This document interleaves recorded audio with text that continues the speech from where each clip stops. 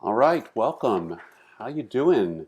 My name is Richard Feldman. I'm from the Art Center of Coastal Carolina on beautiful Hilton Head Island, and welcome to Artists on Lockdown. I want to welcome you to this afternoon's wonderful interview with Aubrey Logan, who's an American pop and jazz singer and also jazz trombonist. She won the Audience Choice Award and the jury's first prize at the 2009 Montreux Jazz Festival in Switzerland, and was an American Idol contest contestant who got the golden ticket and made it to Hollywood in 2009 as well. Busy year for her. But she's put out several albums. First one, Impossible, and Where the Sunshine, and now coming up is Standard, going to be released on May 21st. I want to welcome Aubrey to the Artists on Lockdown. Hi, Richard. Thank you for Hi. having me. My pleasure. How are you doing today? Oh, I'm doing great. I'm home. I got back from LA last night. I'm back in Austin this morning, and just kind of enjoying the little bit of home time we might have left before the world might open up again. Yes, please. I know a little bit of home time is great. I Yeah. definitely want to get this thing opened up as quickly as possible. I know we've been working hard and creating some new things, and I'm very excited to talk a little bit about your album. What's been going on with you in the past year? Obviously, you have not sat still, and you're in Austin. Is that correct? And I am. I moved in the middle of it, but and it was oddly easier to move when you're not traveling the world. So it wasn't that bad. I know. It's amazing going, okay, I'm at home. I'm Yeah. here. I don't have to pack and run off to another gig. It's like, Right. oh, I let's can just go. actually, yeah, I can pack my house up and help my husband out and, all that stuff. So it was nice. Amazing. But made an album in the meantime. And that was oddly easier to do when you're not on the road too. I've most had to make the last two, while simultaneously touring, which I wouldn't trade for anything. But there's been a silver lining to all the craziness this year.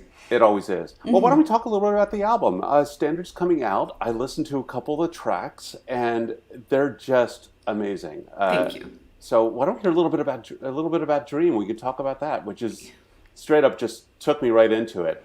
Thank you. Well, the Standard album, it's called Standard, and it's a jazz album, but I didn't promise that it was all jazz standards. So I really do think that Stevie Nicks wrote a standard when she wrote Dreams, and I think we all can agree most of Fleetwood Mac's catalog is at this point, they are American music standards, and everybody loves the song Dreams. I put it on the album because I just wanted to pay homage to the 70s, which I always do. I mean, that's kind of Sure. I wasn't there for the 70s, but my parents sure did expose me to all that music, which is sort of why I do what I do. And that melody is recognizable. Everyone knows the words, so I just thought, I don't need to sing this. And it's the first pure instrumental track, besides the track one of the Sunshine album, that I've really done. And I know many of the OG fans who've been supporting me for a long time have been like, more trombone, which is not a thing most artists hear. Most people in general here is more trombone, please. Absolutely. It doesn't really come up. Yeah. Right. It doesn't. It's not a phrase many people hear. So No, I think so. nah, you've never heard. You've been never asked that of yourself. No one's asked you for more Not in my trombone? career. And Got it. No, not in my career. And I have to tell you, I am a former trombone player as well. Are you? Yes. We're buds. We're best friends. I know. That's great. Yeah. Years So of that. We'll talk about it in a second. But Absolutely. Dreams is, I mean, it's such an iconic song. And obviously it had this bizarre resurgence this year on It did. TikTok. we saw that. Which was amazing. And the Yeah. album, Rumors, is I think the top 10 of 500 greatest albums of all time in Rolling Stones. As it should be. It's an iconic song, but it's an iconic album. And you're right. You don't need the vocals for it. The No, trombone sings it. it did, and the trombone sang it. The producer that I co-produced the album with, Sean Michael Giddings, he's playing piano on it. He arranged those reharms, and I added some background vocals. It was either that or strings. It just felt Yeah. like it needed something. So we put that on, and I'm really enjoying playing it. I did this gig with Eric Marienthal 2 nights ago in Seal Beach, California. And we played it live there, and it's just fun to play, man. I mean, I have really been enjoying playing it. So, yeah, it's the second single off of the Standard album. Absolutely. The first one is Sunnyside. On the sunny side of the street, yes. Just blew me away. Thank you. Just so clear, so iconic. Vocals are absolutely stunning as always. But again, you hit the real standard. That is part of the Great American Songbook. It is. And you said it right. The Great American Songbook evolves. Standards evolve. They do. They don't live in one generation of the 40s or the 30s. They are the generation, you said, with Dreams. And Sunnyside, again, another beautiful song coming into it. Again, another standard, but a standard that you had in your own, from your own personal standard, which was Louboutins. And that was your standard. And I loved your behind the scenes on your YouTube page about the making of Louboutins. Thanks. Why you brought that back. Why you Right. had to bring it back. Because it was your standard. It was your Louboutins, personal standard. yes. So there are 2 original songs on the album, and 10 tributes. So Right. the other albums have been the reverse of that. They've all been like 10 originals and maybe 2 covers. And so this one, of course, being a standard album, has mostly, I'm paying tribute to influences in my life on this record, and of course making it a traditional jazz album, which I haven't really done yet. Oops. And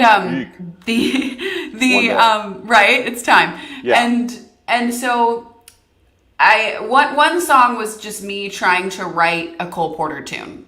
And that's called Done Pretending. It's going to be on the record when it's out next month. And then Louboutins is a song that I wrote for my first album, Impossible. I wrote that song with Pam Shane, who wrote the song Genie in a Bottle. So if we're talking about pop hook writing, she does that. And I showed up, and a man named Patrizio Moy, who's a great producer in LA. And we wrote it because I had this stylist when I first moved to LA, like, to help me out with my, wanting fashion sense. And it was wanting.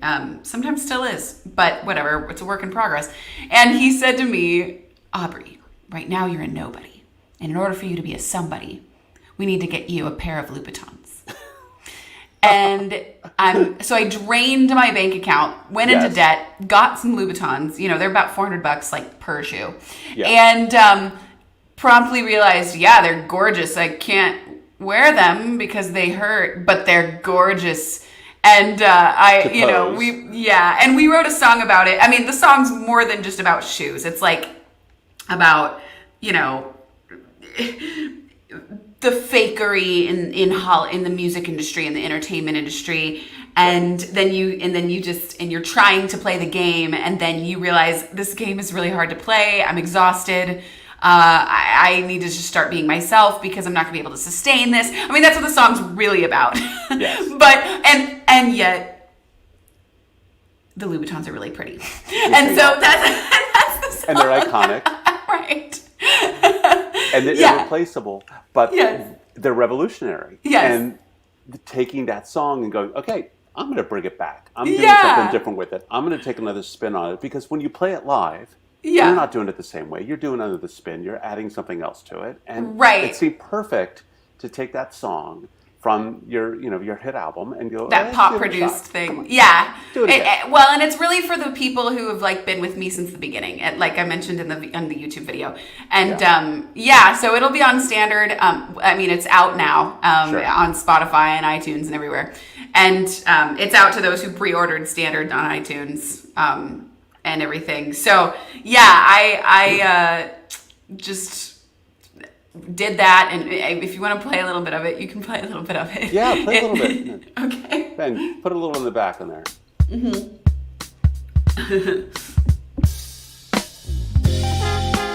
Our acoustic jazz version.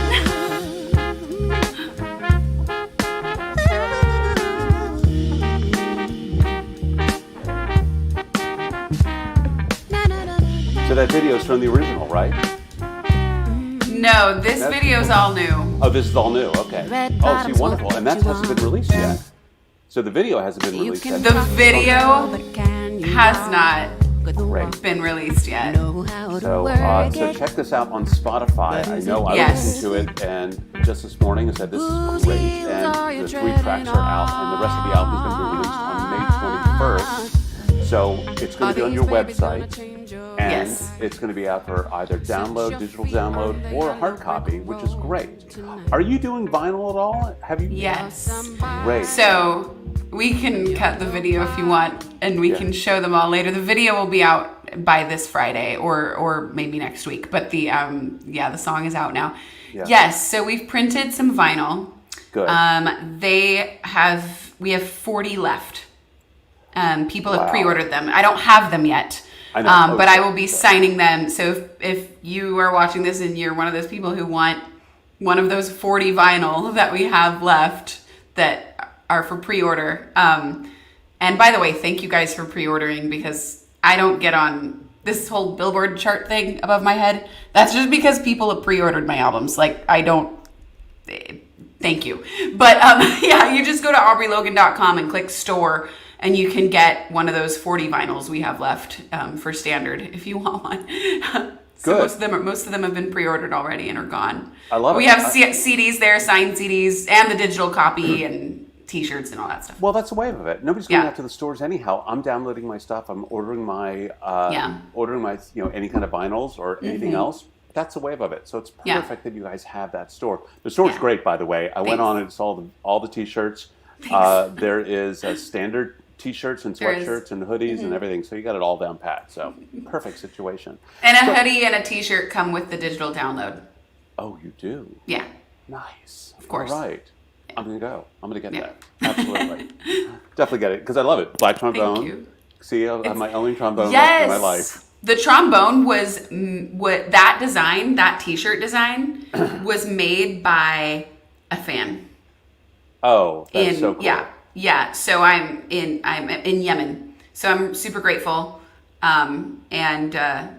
nailed it. So That's amazing. Yeah. So why don't we go backwards a little bit? We're talking Okay. about what's going on now. Your influences, and starting with the trombone.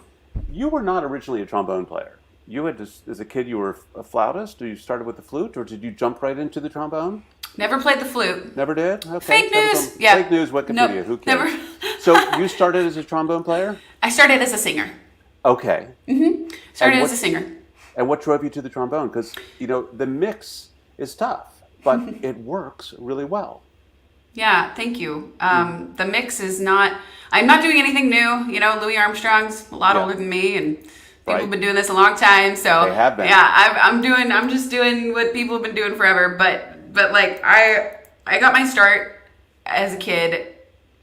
I got my first job when I was about 7 or 8, Yeah. singing in local musical theater, like my first paid gig. Sure. And local musical theater, because where I grew up in the Seattle area, we weren't in Nashville or LA or New York, where you like take your kid to the big bad record company and have them audition. That was not where we lived, nor is that even a thing really anymore. But I wanted to sing. I had to sing. There was nothing in me that I could do. And my parents are music teachers, but they would always play so many artists, and I would just imitate them. I would imitate Stevie Wonder, imitate opera singers, imitate Whitney Houston. I mean, as a kid, all you do is imitate. You're not really like feeling the depths of what they're singing, hopefully. And I sang at church and anywhere I could, and just really started working hard in musical theater productions in child roles. Of course. and- What was a standout role for you? What was one that really set you? Mary Lennox in a production of The Secret Garden. Oh, I love that. Yes. Amazing. I enjoyed that. That is a beautiful song. Beautiful role. Beautiful musical. It is. And we really enjoyed that. And I did some Wizard of Ozing, and I did some Annieing and some Peter Panning and stuff. Sure. So I kind of got that whole bug in me of you prepare a show and you do it well and you practice and it's teamwork and you memorize and ta-da, da-da-da-da-da-da.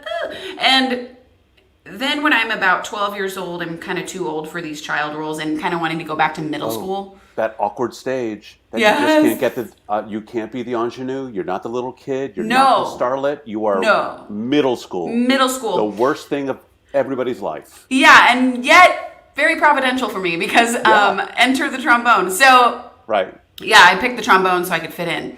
No.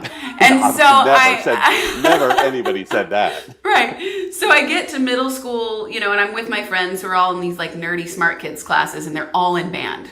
Right. Funny how that works. And because of the schedule, like I didn't have lunch with them, which as a 12-year-old is a total crisis. Sure. And my mom was the choir director at my school, so there was no way I was going to be in choir. Oh, absolutely not. And her colleague, the band director, Mike Mines, and if he's watching this, I thank him from the bottom of my heart. Now, I don't know if this is true. It's how I remember it. He tells me a different story. I remember him telling me, please avoid the flute. Because he had so many flautists in the band. But I digress. My mom asked him if I could join the band, and he said, sure, what does she play? And the answer is, well, nothing. She doesn't play anything. But she reads music, and she plays. I had some remedial piano, and I did read music. Right. And I had to for the musical theater. We were reading all the time. And I could play some piano, but I didn't play any wind instruments. And I do remember, and he was like, okay, I'll give her a shot. Thank you, Mr. Mines. And then, but I vaguely remember him saying, please, like, if you want to play the flute, okay, but please don't, because I have too many. And I'm like, that's fine, I don't care. And maybe he didn't say that. And then my dad, who was a principal at a different high school, but he was a band director too. He brought home a few instruments, and he's a trumpet player. So I had a trumpet to try. I tried a flute, I tried a saxophone, I tried a clarinet, and I tried a French horn, and I tried a trombone. And I could besides the fact that I had some point of reference for the trombone because my parents listened to Chicago and James Brown all the time. And Chicago is like one of the biggest influences for me as a musician. I mean, you hear this, I still hear Chicago 1, and it just sets me back in time going, that was one of the most amazing albums ever done. Yes. The winds and the brass are just brilliant harmonizing, and the trombonist actually did most of the arrangements. Absolutely, yeah. Jimmy, most trombone players arrange, and now I do. So it's like a thing. I have a theory as to why, but I bet I probably know that theory too. I have a theory as to why we all all us trombone players are arrangers, but so I picked the trombone because I could make a sound on it, and I just like crammed as much as I could, and then because I started playing the trombone, I joined the jazz band. And because I joined the jazz band, I started playing jazz. And then because I started playing jazz, I started singing jazz. And because I realized like Ella Fitzgerald's doing all these Cole Porter songs that I had heard in musical theater, except she's doing them however she wants. Of course she is. And the way I'd heard it in musical theater was like cue to cue, do it like this every night the same way. Right. And so then the jazz, and I had always had this pop influence because my parents were always listening to Elton John and Carole King. Yeah. And then I started to just kind of infuse jazz into all my pop writing, blah, blah, blah, and here we are. Right. And then you can take it from there. The influence of that, you're right, Ella Fitzgerald's from The Sound of Music, her, all of her, what she did for American musical theater and taking it to the next place, it's a huge influence on many artists. I know for myself as an artist too, I loved hearing her sounds. And so what is your theory about the trombonists being arrangers? I think they hear the pitches better than anybody else. That's one reason. Okay.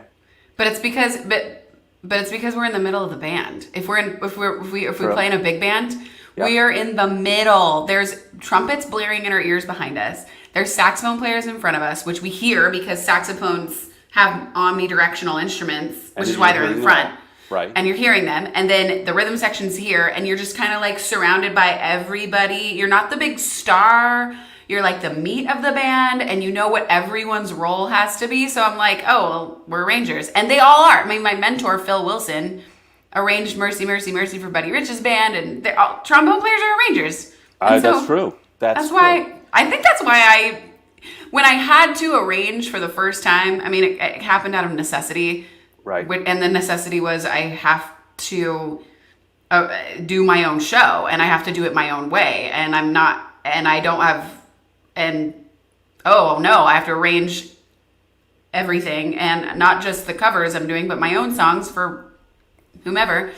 And I could because of where I had been sitting in the big band, you know? And so you knew all the tools that were there and all the sounds that were coming to you at that moment. And you said, okay, I can hear them. I can hear the sounds. Yeah, and then it was just putting them on paper, which, I learned Sibelius and have enough piano Biggest regret was not, taking piano lessons longer, not sticking with it. But, I can do it good enough, I guess. Amazing. That it sounds like a great way. A foundation was the essence of where a musician has. You have layers and layers of different things. I have to tell you that my dad was also a music teacher, and I know exactly how hard that is when you have a father, a parent who's a music teacher. They're going, okay, they're influencing you in the best way, but they're also behind you going, okay, you're gonna practice today. You're gonna practice today, and I had that discipline. The inner discipline is a constant for me. That took me from trombone, getting into theater, getting into presenting, arts management. It takes discipline. Yeah. And artists forget, not that artists forget that, but the public doesn't know how much hard work is behind putting out an album, putting out a song, writing a song, creating a story, putting a band together. They're not supposed to know. It's a secret. I know. Who wants to look at the sausage behind the factory? Nobody wants to look at that. You don't need to know that. You don't want to care how the sausage is made. It's really, they just want to see pretty pictures and beautiful artists and go from there. Exactly. So your influences not only are musical theater, but it sounds like big band as well, and other jazz influence. What artists really set you apart that really said, okay, this is where I really want to go to, and this is where it inspires me? Because I don't know that I can pinpoint them as far as like who had the greatest. Well, I can tell you who I binged on. Yeah, I mean, you have to be changes all the time. Yes, yeah. I mean, you have to be very careful what you listen to between the ages of like 14 and 21, because whatever you listen to the most during that time, it'll never really get out of you. It'll never really leave you. That's so thankfully, I was listening to Ella Fitzgerald for the most part, Al Jarreau, Buddy Rich. My songwriting standards were Carole King and Elton John and Billy Joel and Michael Jackson, all the Michael Jackson tunes. And I was listening to Rufus Wainwright, and I was listening to Dexter Gordon. I mean, that's who I was listening to. And those influences at that time frame, they hit you. I know as a jazz artist, Stan Kenton was somebody I loved, and of course I was listening to him too. And then Hank Levy with the Towson Jazz Big Band. Yeah. And you have when I was a big band player, it was like, that was the sound. That was the sound I wanted to hear in my head and see it live. It was amazing. That influences. Yeah, and constantly it evolves right now. But who are you binging on now on your own? I mean, you have so many different connections, and I love what I'm hearing doing the standards and your other songs. You're influenced by so many different people. I'm going, it's not like anybody. It is only your sound. Your sound is very unique for me. I love when the standards came up. It's like, okay, great. She's putting her spin on it. But right now, who's rocking your world now musically? Who's saying this is like somebody I'd love to be with or work with or just enjoy? Because that changes for me. I'm a junkie, constantly changing my opinions too. Oh, my opinions haven't really changed. I still think who's great is great. But after doing that standard album, I went back to listening to a ton of jazz when the pandemic hit. Because like, well, okay, I'm home, and then standard, I made that album. And then now I'm like a few months after making the album, we're always a step ahead because it comes out in May, but I already made it. It's been done. Yeah, it's been done for months. So lately, like this week, I've been listening to the Dirty Loops so much. Do you know about the Dirty Loops? No. Okay, they're a Swedish trio. You have to listen to the Dirty Loops. I'm writing it down. They're a Swedish trio of piano, bass, drums. They're Chops City. They're over the top pop is what I would like to call the Dirty Loops. Over the top pop. And they got super famous doing covers of pop songs, but like with a ton of reharms and a ton of like chops. And it's kind of a joke. Right. Because you'll listen to it and you'll laugh. You'll listen to it and you'll literally laugh out loud. But because they're reharming all this stuff, but it's all the stuff like I kind of do. And it turns out, like on one of their interviews, and I don't want to quote them, but on one of their interviews, they're a session band in Sweden and in the pop scene, and that's how they met and that's how they came together. But they would always want to play like jazz up all this pop stuff that they were playing on, and it's all the stuff they would get fired for. Is they formed a band and started playing all the things they would maybe get fired for at work. Great. You And know, they did it. and they did it. And like the lyrics are like kind of cheesy. They would say this: "I want to play with you, Dirty Loops. If you're watching this, I want to play with you." But We'll put that out there right now. Yeah, I want to. But they're so rocking my world right now. I just like blast them on full blast in my car, and just like it feels so cool. And they're awesome. And they're Chops City. It's just, it's great. It's everything you want. Yeah. They're going on my list. Thank you for that. You're gonna be like, what in the world? Well, let's bring them in. Let's bring them to the Yeah. U.S., please. Yeah, they're amazing. I know, absolutely. Let's definitely bring them to the U.S. Absolutely. So, obviously, you got some great influence. What about the Montreux Jazz Festival? I mean, I know it was years ago. Yeah. In '09. I know you think, oh my God, that was like feels like so many other projects ago. But you were young. You were just getting started out. Yeah. Playing the big festival and getting that recognition. How did that impact you and yourself? Just, I know it's a jump for your career, but it's one moment in time. But did it mean, like, okay, I did that amazing thing? It's not like a mountain, but feels like a mountain. It was at the time, and It I'm was, still yeah. I'm still grateful for it. I had auditioned for the Montreux Jazz Festival competition when I was 17, Sure. and I had gotten in, and I didn't go because I had an opportunity to audition for a scholarship to Berklee College of Music, which are very rare. had a 4-year impact versus Yes, I know. a like, I don't know, some accolade, you know. Sure. So I'm 17 and I'm crying because I had to pick one, Yeah. and I think I picked the right one.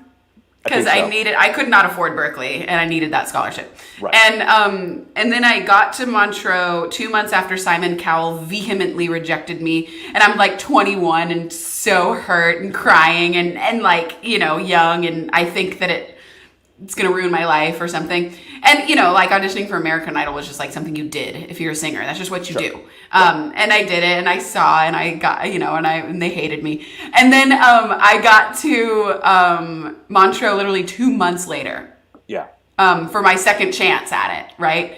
And then I like won the jury's first choice award and the audience choice award, and I'm like, oh, okay, whiplash, you know, like a little bit of whiplash, and very grateful, and it was so much fun, and I you know, I didn't know that would happen because all the other jazz singers were like really sexy and really smooth, and not smooth jazz, but like, sure. you know, like really cool. Right. And I'm like, different guy. You're going, I'm a 21-year-old kid going, okay, let's go. yeah, and I'm like really out there and really outgoing and crazy on stage, and they were just like cool and wearing long slinky dresses and not really engaged.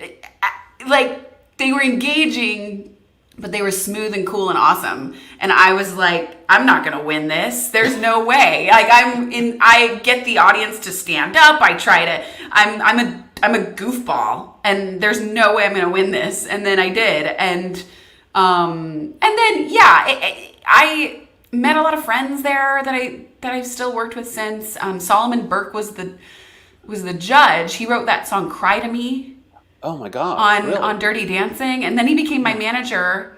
And I did the last show of his life, and then he passed away about a few months after that. Oh my God. Yes, of a blood clot on an airplane.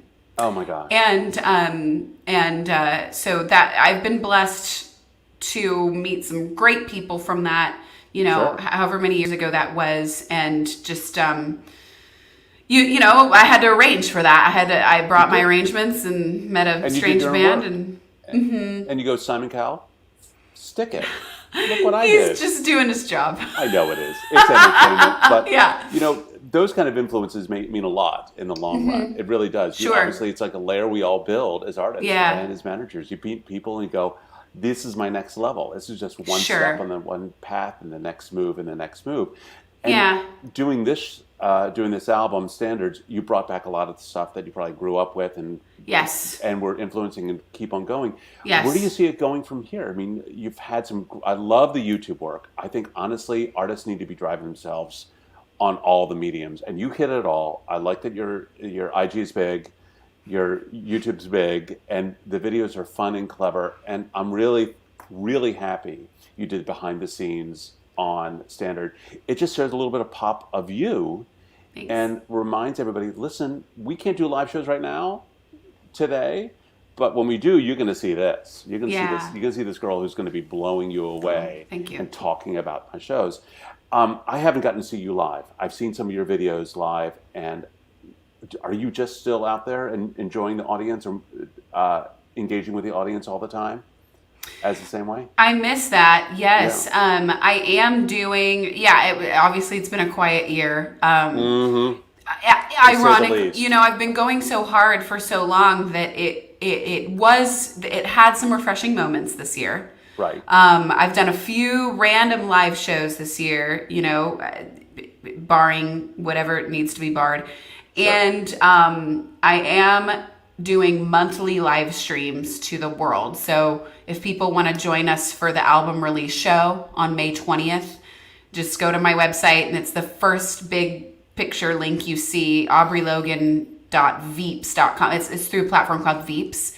Right. And it's like a pay-per-view, you can watch the wrestling match, or you can watch my show, whatever. And or both. Yeah, or both. And, one ticket gets the whole family to watch, not just, you don't have to buy a ticket for every person in the family. Sure. And then, of course, if they can't be there at 8 p.m. Central Time on May 20th, that's okay, because the ticket holders can watch on demand later as many times as they want. Although we are doing a noon show on May 20th, which will be 7 p.m. in the UK, 8 p.m. in France. So because I know people do like to watch live. Yeah. Yeah. And most of my people are there. And so I miss you guys. I know I have some of my people watching us today too, and a lot of them are in France and Germany and the UK. We are doing 2 shows that day to make sure. And then there will be, and if you are local to San Antonio, I do have a San Antonio show, and everything's 50% capacity or so. So tickets are selling out right away, and they're on my website. Just click tour. But shows are starting to crop up. I can't I'm not announcing this huge tour because I don't know the extent. But anybody on my mailing list is gonna get notified of new shows that come up literally daily. So, and in these uncertain times, So, San Antonio the 19th, Austin the 20th, but the 20th will be broadcast everywhere. And if you can't make it on the 20th, it's okay, because that ticket will get you replay privileges. Yeah, absolutely. Yeah. I think the festival world's going to come back with a vengeance. It might not be this summer. I don't think we're going to have the summer festivals. I think it's all going to be fall, and then next winter. And even now, we're starting to present, getting artists in, and it's exciting because a lot of them haven't performed in a year. Yeah. And they're looking at the audience and in tears in their eyes going, this is why we do it. I cried a little too at Parker Jazz Club recently when we did that show here in Austin. Yeah. Absolutely. I got to ask you about the Scott Bradley experience, Postmodern Jukebox. I mean, that was a great influence in getting you out there in another level. The 6 or 7 videos that came out.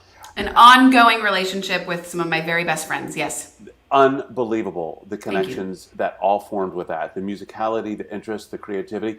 How much did you guys work together collaboratively with creating the songs and working at, as you said, you're an arranger, obviously a composer. Did you guys work together and collaborate? Was it a team effort? Because it seems like the team changes all the time. You have Scott as the bass, and a few other people play around. But. Scott Bradley is the founder and organizer of Postmodern Jukebox. It's his. Right. It's his baby. Literally Scott Bradley's Postmodern Jukebox. Totally. Every video he does features some artist. Right. It's like SNL. We all do our own thing, but we come together and do this fun thing together. Mm-hmm. We all do our own tours and all do our own stuff. It's not a band. Postmodern Jukebox is definitely not a band. It is a it is a universe. It is, if you go see Postmodern Jukebox live, you don't know who you're seeing. You don't know who's going to be on stage. It's like we're trading cards. We're all Pokemon characters or something. And I've been on many tours with them. You actually have to follow the artists themselves to find out if they indeed will be on that Postmodern Jukebox tour. You can't really... Postmodern Jukebox is not going to tell you, who's going to be on the show. Yeah. But as far as the videos are concerned, every singer who has worked with Scott has done it differently because we're all different. So I show up with like a half arranged thing, and then he does his thing. That's how we do it. Scott and I do it. Right. We're actually talking now about another video. We've been texting. And we're both like, let's wake up out of this pandemic coma and figure something out, So we're like trying to figure out the next video. But yeah, the ones you've seen have been largely collaborative. Some have been more, I've been more involved with than others. I mean, like the Beauty and the Beast one, I just came and sang basically. That wasn't like predetermined or anything. And then like the Bad Blood, I showed up with like a skeleton arrangement, and then he put all his Scott on it with filling it in. And yeah, so it's always a co-effort with me and Scott. And I mean, there's not a person, maybe besides him and Dave Cause, right, have been more helpful to me than I don't deserve it. They've been so kind, and they've been so helpful, and they've been so their fans have adopted me, and I owe them so much gratitude. Absolutely. And they're fans of yours, and everybody I've talked to about your work. Steve Love was the one who introduced me to you, and he said, you got to check her out. You got to check her out. She's amazing. Look at her go. And that's how he is. He's just he's so passionate about his artist. And he's watching right now. I know he is. Hi, so Steve. Those kind of passion, those kind of supporters help everybody out. It helps not only the artist, but it helps the managers going, we trust what they're going to do. Yeah. And, having a pedigree or a little background with somebody huge allows you just to keep on going. I had a question about some of the guys you're working with now, some of the people you're working with now. In Austin, how did that work out? You recorded in Austin, and were your artists from Austin? Did they come from out of town? Yes. And they're all from Austin? So for this album, I'm new to town. Everything's shut down, so I can't like go to the Elephant Room and go to the jam sessions and meet players. Sure. And I like have this album basically written. And I'm kind of like, okay, how am I going to make this? I'm going to fly to LA and do it? Am I going to fly LA people over here and do it? Not really conducive right now. Not going to happen. Not affordable, and not really, kosher. Safe. And so I'm like, okay, how am I going to make this album? The answer is, honestly, once you find one good player, you've found them all. Because they all play with each other. Yeah. So I found one guy, I played with this awesome guy, Colin Shook, who you should totally interview because he runs the coolest online virtual and now starting to be in person jazz club called Monks, like after Thelonious Monk. Yeah. And he does these amazing live streams. So I did this live stream with him, and he's a brilliant piano player. He also is a piano tuner and a piano restorer. And he's playing for me, and we had this great show together, and I asked, and then kindest guy ever, he starts telling me about other piano players. I mean, what piano player tells you about other piano players? Nobody. And then he's like, but he's busy. So he's okay. And he's like, you have to play with Sean Giddings. So I call Sean Giddings on the phone. I'm like, hi, let me introduce myself. And not only was he kind on the phone, we get together and realize we're basically like separated at birth musically, we want the same thing out of songs, and that's rare and not required, but it happened. And so he's like, you got to play with this bass player, this drummer. So we had Sam Pankey on bass, all Austin people, Daniel Dufour on drums, who's a monster, and Chris McQueen on guitar. He plays with Snarky Puppy quite a bit. Oh, and he's based in Austin. Huge, Me too. Yeah. And so we got together at Orb Studios, obviously just us, nobody there, clearly, for obvious reasons. And we had gotten a chance to rehearse a bit. So we really did knock these, all the songs on standard are one take. We're not doing any overdubbing. It's a jazz album. Sure. We're all in the room together, and I mean, with glass, good isolation, wonderful engineer. Everything wonderful else. engineer. Yeah. Just like incredible. It's hard to mic an acoustic bass. It is. And Matt Melly nailed it. So, we had a great time. And it's funny when no one's on the road, I'm used to like having to throw out 20 different options for a rehearsal. Sure. And I'm like, can you guys do the 9th? And they're like, yep. Everybody? Okay, this is weird. Cool. Let's take advantage of this situation. Because everybody's busy. I mean, we're not, again, no, we're a band, but we're not a band. We're all playing with everybody. We're all playing with all the bands. Absolutely. So it's like, they're just amazing musicians. Obviously, Austin is a music town, clearly. And you fell into Austin just a few months ago, and you're grabbing guys who are going, I am desperate for amazing work, and you sound like you're just forming a big family.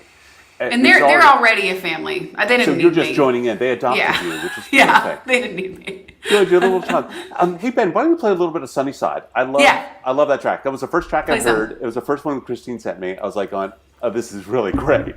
Thank Play you. a little bit of Sunnyside. Grab your coat and get your hat. Leave your worries on the doorstep. Just direct your feet to the sunny side of the street. Can you hear a pitter pat? And that happy tune is your step. Life can be so sweet on the sunny side of the street. I used to walk in the shade with those blues on parade, but I'm not afraid. This rover crossed over. If I never had a cent, I'd be rich as Rockefeller. Gold dust at my feet on the sunny side of the street. Amazing. Your guitar player is brilliant on this song. I love the licks he's playing in this. You guys combined so well. It was just a great combination. Who'd you get to direct your videos there? Obviously, you were working together. Did you pick up another artist from Austin? Somebody you've worked with before?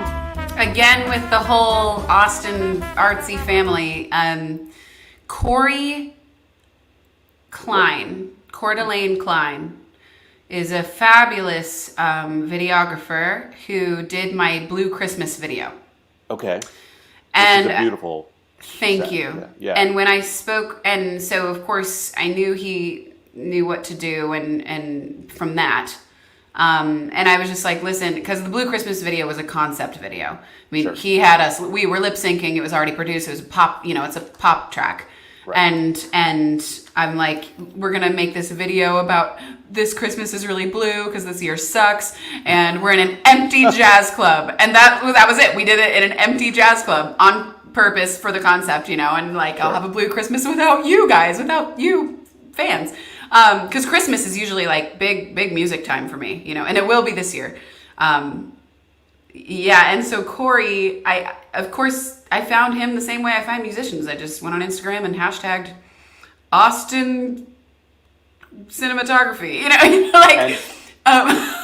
and they fall into your lap, and that's what's been great about this. This project sounds like it was like a baby that was ready to be born, but you had 100 support teams working with you to give you some great sounds and great ideas, and the videos are really they're charming, they're fun, they're collective. It does seem like it's a collaborative, like a process was like a warm environment to work in. Mm-hmm. Because the capacity limitations, he's doing all those videos by himself. Like he placed a GoPro and then he's like on me, and I told him, I'm like, this is not going to be like Blue Christmas because you're gonna record literal. There's no lip syncing today. You have to actually record the take that we're gonna use. So he recorded all the takes. And like you just have to sync it, and there's no concept. And he's like, okay, and he just nailed it, and was so cool. He was a ninja in there, just a ninja. He had to be. So man, every take live, every take straight. Yeah. Some of them single takes, recording. Yeah, one. I mean, we did up to 3 takes per song because I don't do more than 3 takes, because that's just by that point, like it's counterproductive. I know. It's usually number 2. Right. Sometimes 1, and the third, the beat goes on. It was the 3rd take. I remember that because we did 2 takes, and it sounded nice. Right. And then Sean from the piano was like, "Hey guys, can you just play a take with like no taste?" And then we're like, taste? "Sure." All right. You mean all the stuff we're taught not to do?